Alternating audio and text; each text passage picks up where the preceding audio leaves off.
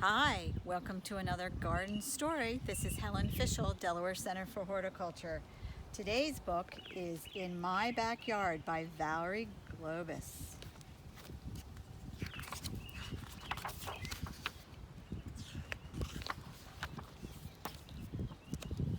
Little windy tonight. In my backyard, I can see groups of baby animals all around me. They creep, they crawl, they run and hide. They munch, they crunch, they sleep outside. In my backyard, I can see a prickle of two pups grunting at me.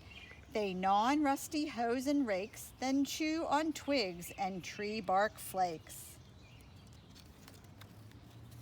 In my backyard, I can see a scurry of three pups gazing at me.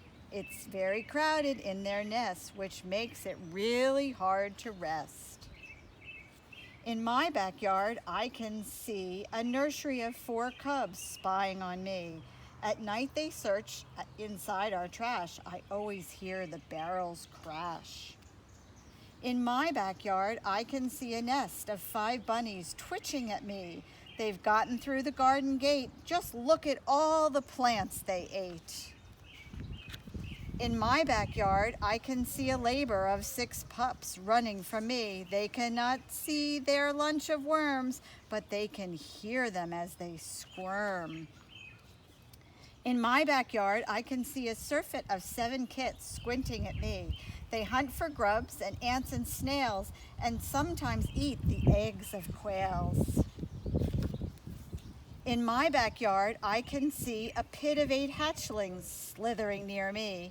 They twist amongst the leaves and vines and blend into a swirled design. In my backyard, I can see a skull of 9 pups sleeping near me. They cuddle in their den all day, then late at night they look for prey. In my backyard, I can see a swarm of 10 nymphs chirping at me. They listen to their mother's sound and munch on leaves that they have found.